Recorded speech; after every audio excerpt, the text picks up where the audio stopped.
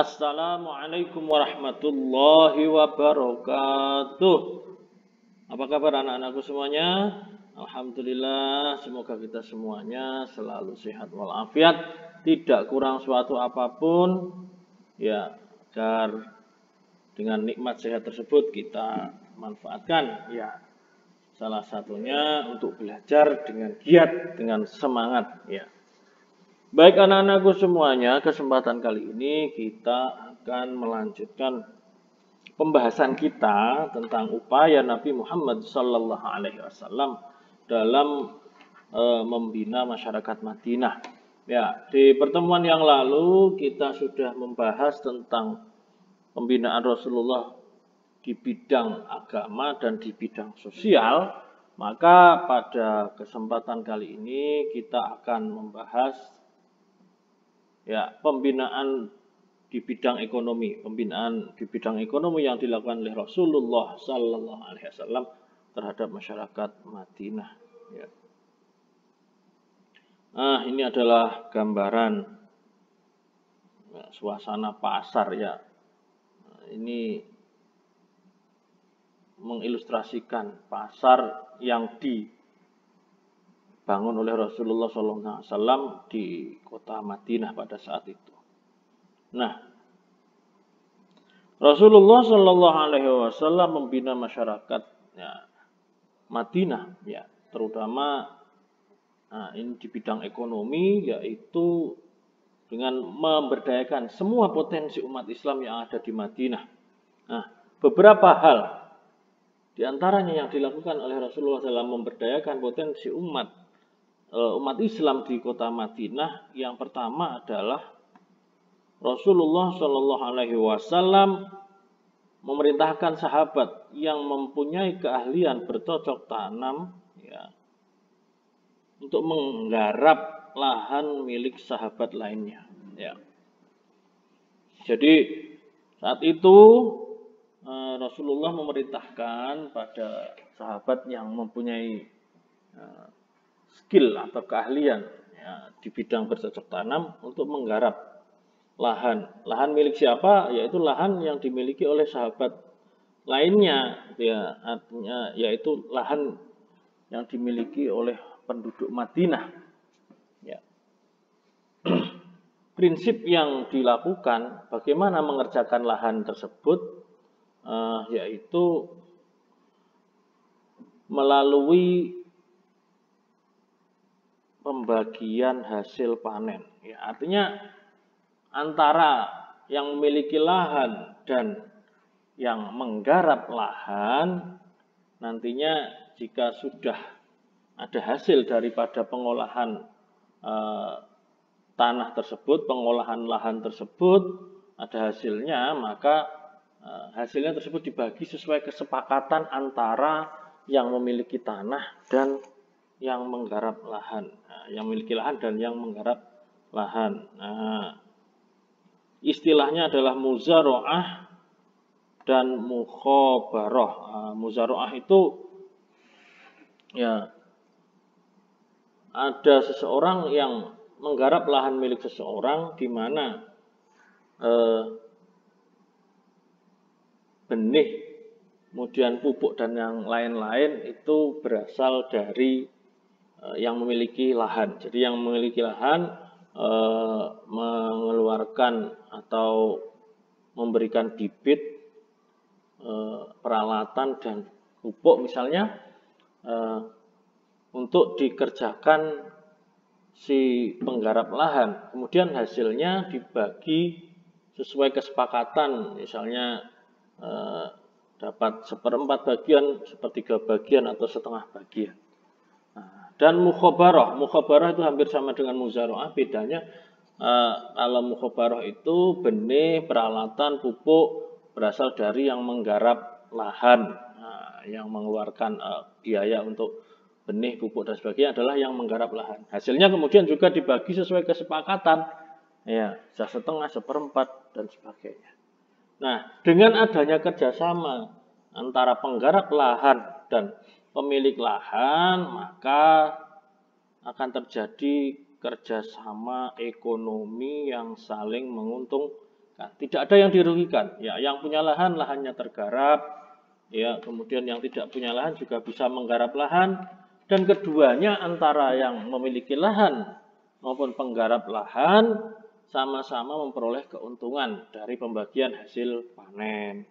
Nah, dengan adanya sistem kerjasama tersebut antara pemilik lahan dan penggarap lahan, maka kota Madinah menjadi salah satu penghasil kurma terbesar saat itu. Nah, ini adalah hal pertama yang dilakukan Rasulullah untuk membangun bidang ekonomi dengan memberdayakan potensi umat Islam di Madinah. Nah, hal berikutnya, hal yang kedua adalah Rasulullah Shallallahu Alaihi Wasallam membagi sejumlah lahan kepada sahabat yang belum mempunyai lahan untuk tempat tinggal maupun bertani. Nah, pada saat itu ada sahabat yang memiliki banyak lahan, di sisi lain ada sahabat yang tidak mempunyai lahan sama sekali. Maka Rasulullah berinisiatif untuk membagi sejumlah lahan, sebagian lahan yang dimiliki oleh sahabat yang kaya, ya, untuk kemudian ya, dibagikan kepada sahabat yang belum memiliki lahan untuk tempat tinggal sekaligus untuk bercocok tanam, untuk bertani. Ya. Maka dengan demikian akan terjadi pemerataan kepemilikan lahan. Dan para sahabat memanfaatkan lahan tersebut untuk bercocok tanam, untuk berkebun, bertani, sekaligus sebagai tempat tinggal. Sehingga tidak ada kesenjangan sosial, ya. Semuanya memiliki lahan, semuanya memiliki tempat tinggal, semuanya dapat bekerja, mengerjakan lahan tersebut untuk memenuhi kebutuhan hidup. Oke. Hal berikutnya yang ketiga adalah Rasulullah Shallallahu Alaihi Wasallam memerintahkan para sahabat untuk mendirikan pasar, yang mana pasar tersebut diawasi langsung pengelolaannya oleh Rasulullah Shallallahu Alaihi Wasallam, dan pasar tersebut menjadi pusat perekonomian di Madinah. Nah, menjadi pusat perekonomian di Madinah, karena Rasulullah Shallallahu Alaihi Wasallam menekankan beberapa hal mengenai pasar tersebut. Yang pertama, pedagang harus jujur. Pedagang yang jujur itu, berdagang dengan jujur itu adalah merupakan jihad. Sebaiknya pedagang dengan menipu adalah perbuatan jahat. Ya. Dengan perdagangan yang dilakukan secara jujur, maka tidak ada pihak yang dirugikan. Saling menguntungkan antara penjual maupun pembelinya. Nah, pernah suatu ketika Rasulullah Shallallahu Alaihi Wasallam itu menemukan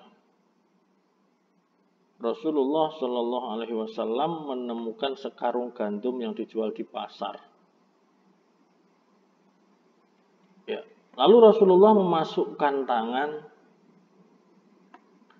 ke dalam karung tersebut dan ternyata menemukan gandum di bagian bawah dalam keadaan basah. Ya, jadi Rasulullah memeriksa sekarung gandum dengan memasukkan tangan beliau ke dalam karung, dan ternyata di bagian bawah atau di dasar karung gandum tersebut, gandumnya dalam keadaan basah. Nah, gandum yang demikian ya tidak kering seluruhnya yang ada di dalam karung tersebut akan menyebabkan timbangannya menjadi lebih berat. Padahal sama-sama dalam satu karung gandum, maka timbangannya bisa lebih berat karena ada bagian yang basah. Nah, ini adalah salah satu bentuk kecurangan, salah satu bentuk penipuan. Dengan cara seperti itu, pedagang akan memperoleh keuntungan yang lebih besar dengan cara menipu, yaitu sebagian gandumnya dalam keadaan basah sehingga beratnya melebihi yang seharusnya gandum kering dalam satu karung. Maka Rasulullah Shallallahu Alaihi Wasallam menasihati pedagang gandum tersebut agar jangan menipu, ya, yaitu gandum di atas kering tapi di bawah basah. Karena penipuan tersebut akan sangat merugikan bagi pembelinya atau konsumennya. Nah, itu adalah satu contoh Rasulullah membina pasar, menekankan pasar harus jujur, pedagangnya harus jujur. Rasulullah mengecek langsung di lapangan, ya, agar pedagang selalu jujur. Oke, yang kedua, bagaimana Rasulullah di dalam mengelola pasar. Pasar itu harus bebas daripada retribusi atau sewa, ya. Dengan tidak adanya sewa tempat di pasar, maka itu akan menurunkan harga barang yang dijual. Harga barang yang dijual menjadi lebih murah karena pedagang tidak perlu menyewa, artinya tidak ada biaya sewa, tidak ada biaya tambahan dalam berdagang, sehingga harga barangnya bisa ditekan serendah-rendahnya. Harga barangnya dijual menjadi murah atau tidak mahal. Kemudian yang ketiga, Rasulullah Shallallahu Alaihi Wasallam melarang monopoli perdagangan, memonopoli barang dagangan. Ya, monopoli barang dagangan itu adalah menguasai satu barang dagangan, di mana hanya seseorang yang menjual barang tertentu sendirian, tidak ada orang lain yang menjual barang tersebut. Semuanya dijual oleh satu orang. Itu namanya memonopoli barang dagangan. Saat Rasulullah SAW menemukan sebuah los pasar yang memonopoli barang dagangan, maka beliau menyuruh agar membakarnya. Karena apa? Karena monopoli akan merusak tatanan ekonomi sekaligus akan merusak harga. Dengan dikuasai oleh seorang atau pihak tertentu, maka dia akan memberikan harga semaunya sendiri karena dia yang berkuasa, yang menguasai barang tersebut, memberikan harga yang semena-mena, memberikan harga yang tidak sewajarnya, dan itu akan merusak tatanan perekonomian. Ya.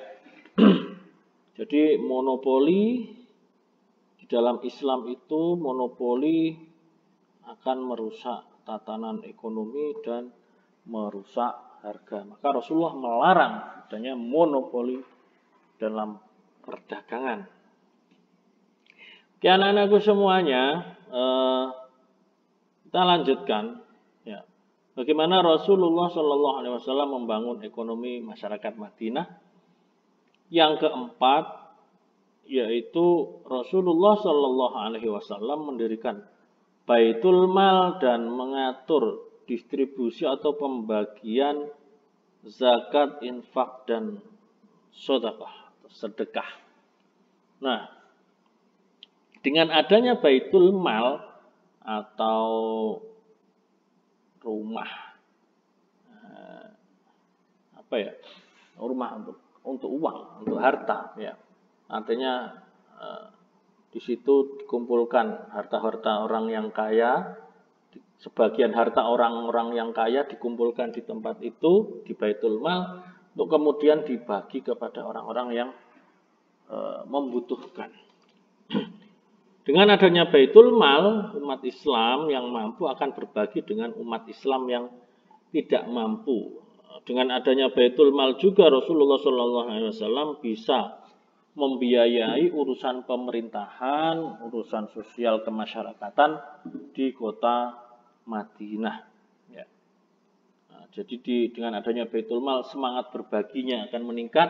Ya, yang kaya akan berbagi dengan yang kurang mampu sehingga semuanya diharapkan akan menjadi sejahtera, kebutuhannya tercukupi.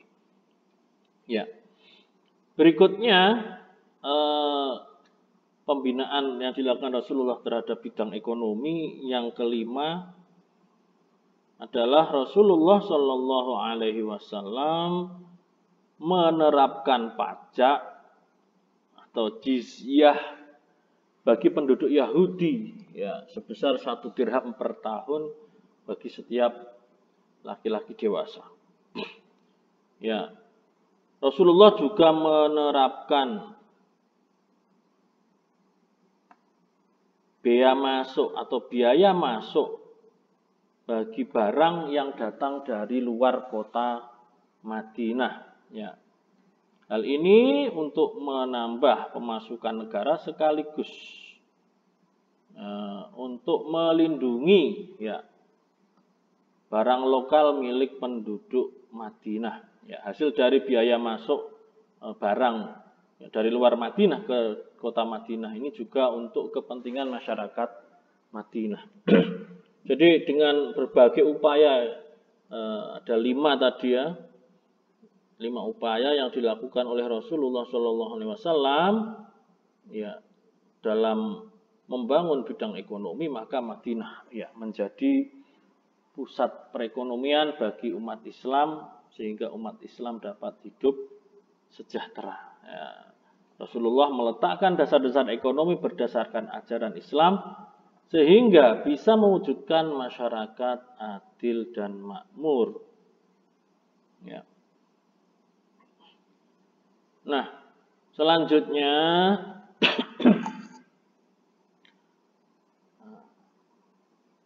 Rasulullah Shallallahu Alaihi Wasallam juga melakukan pembinaan di dalam bidang pertahanan.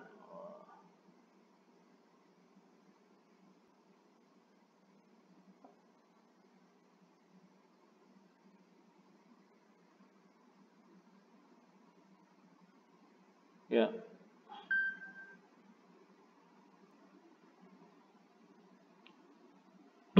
Ini adalah ilustrasi ya, pasukan yang dimiliki oleh Rasulullah Sallallahu Alaihi Wasallam. Rasulullah Sallallahu Alaihi Wasallam adalah pribadi yang sangat cinta damai.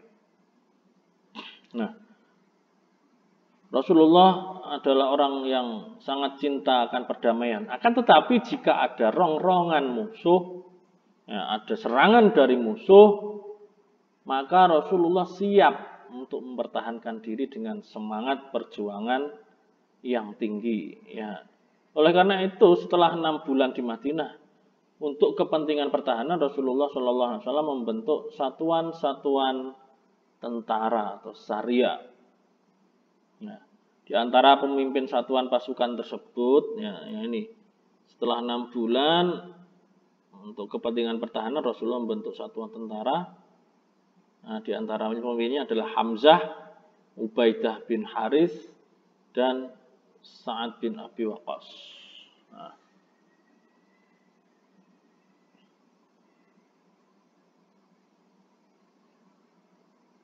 Ya.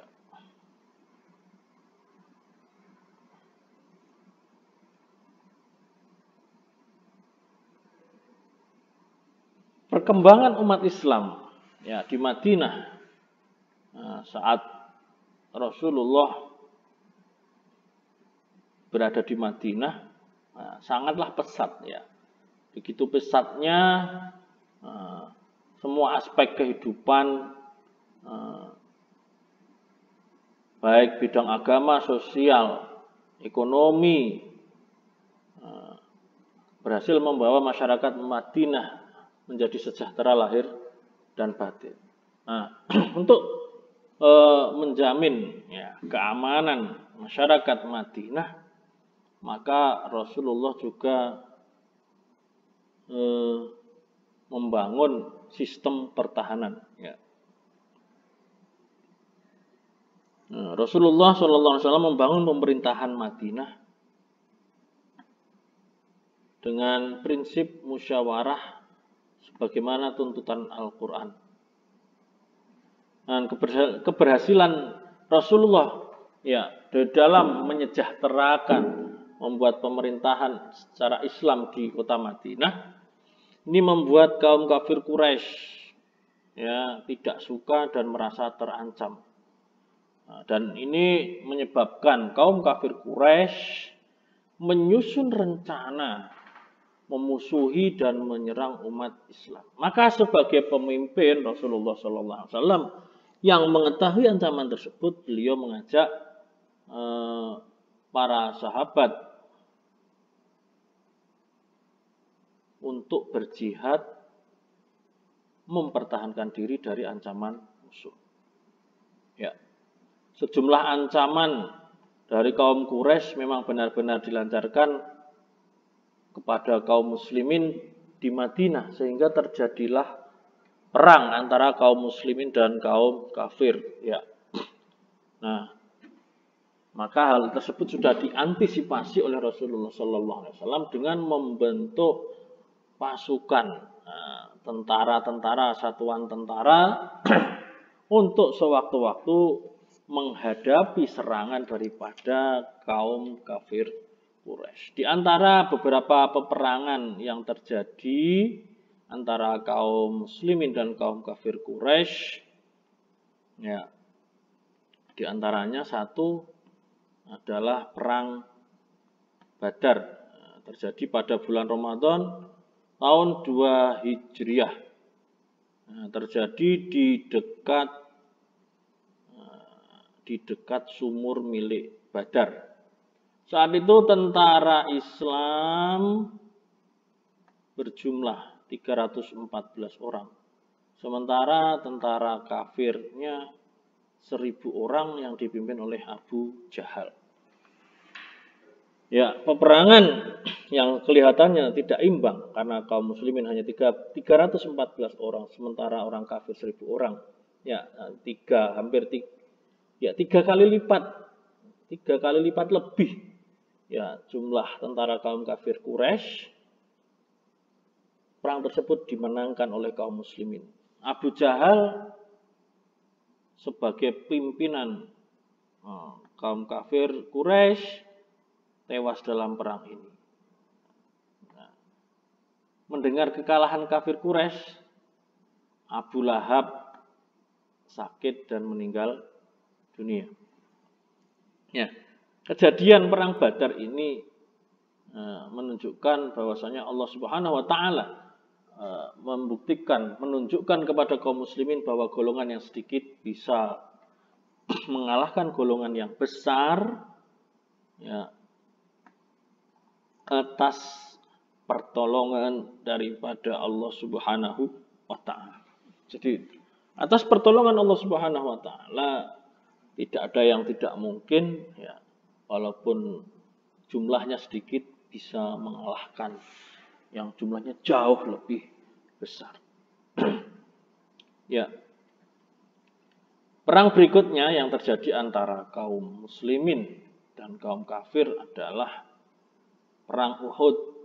Ya, yang terjadi pada tahun 3 Hijriah di Bukit Uhud. Ya, tentara Islam waktu itu berjumlah 700 orang, sedangkan tentara kafir berjumlah 3000 orang. Nah, tentara kafir dipimpin oleh Khalid bin Walid. Pada awalnya tentara Islam itu berjumlah 1000 orang. Namun 300 orang kaum munafik pimpinan Abdullah bin Ubay mengundurkan diri, sehingga akhirnya tentara Islam berjumlah 700 orang, ya, karena yang 300 adalah kaum munafik, ya, yang mengundurkan diri. Ya, walaupun dengan jumlah yang lebih kecil juga, ya, dengan kaum kafir Quraisy 3 kali lipat lebih besar jumlah pasukannya, Rasulullah SAW kemudian mengatur strategi dengan memerintahkan pasukan pemanah berada di atas bukit untuk menjaga garis belakang pertahanan dan jangan turun sebelum diperintahkan untuk turun. Ya. Nabi memilih 50 orang pemanah yang ahli di bawah pimpinan Abdullah bin Jabir. Nah, perangan berlangsung sangat sengit, dan kaum muslimin hampir memenangkan peperangan. Namun, ini pasukan panah yang berada di atas bukit turun ke bawah sebelum diperintah oleh Rasulullah SAW. Nah, melihat pasukan pemanah turun dari bukit, ya, pasukan kafir Quraisy yang hampir saja kalah, kemudian menyerang balik.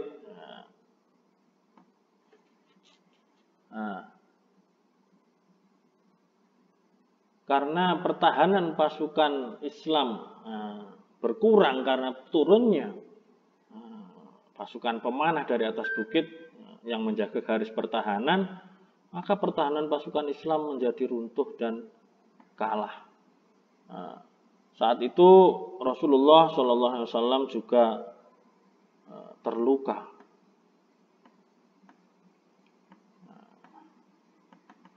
Kemudian peperangan yang terjadi berikutnya adalah Perang Khandaq. Terjadi pada bulan Syawal tahun 5 Hijriah. Khandaq itu artinya parit.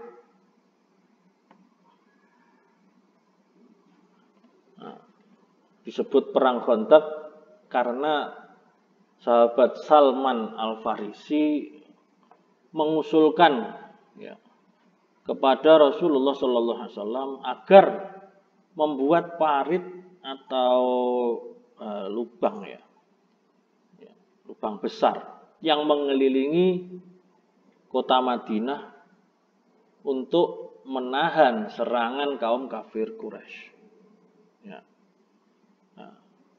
Usulan Salman ini diterima oleh Rasulullah dan beliau memerintahkan para sahabat untuk membuat parit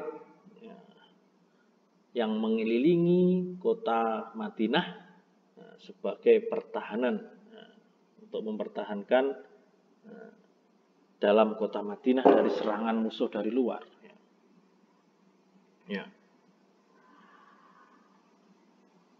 Jadi Perang Khandaq itu disebut Perang Khandaq karena sahabat Salman Al-Farisi mengusulkan untuk membuat parit mengelilingi kota Madinah untuk menahan serangan kaum kafir Quraisy. Perang ini disebut juga Perang Ahzab. Disebut Perang Ahzab karena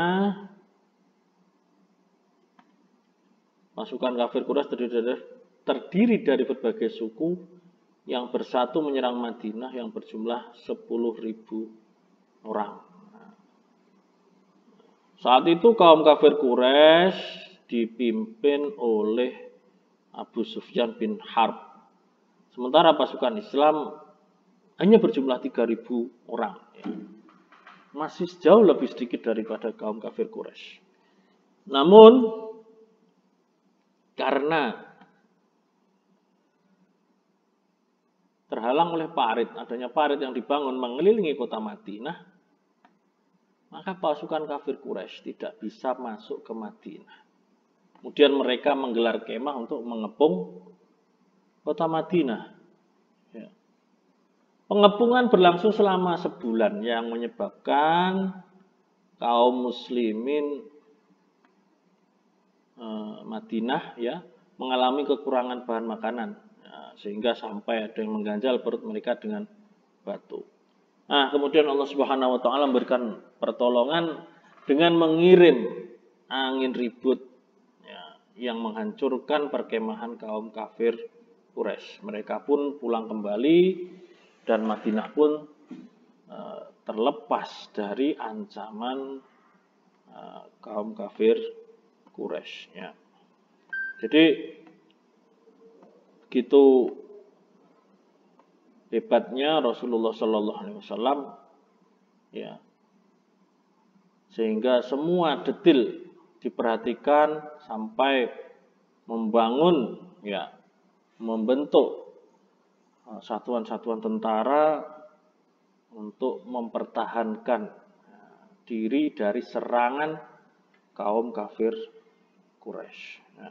Nah, ini adalah